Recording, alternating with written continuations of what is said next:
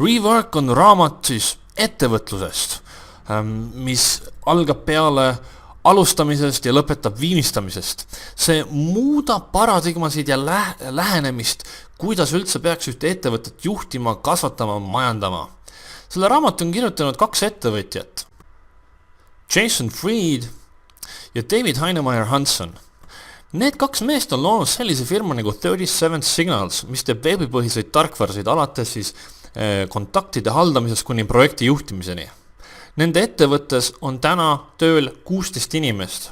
Nendel on 3 miljonit klienti ja nad teevad miljoneid dollareid kasumit. Nad on väga teistsugune ettevõte, kui võiks oodata ühelt selliselt edukat ettevõttelt.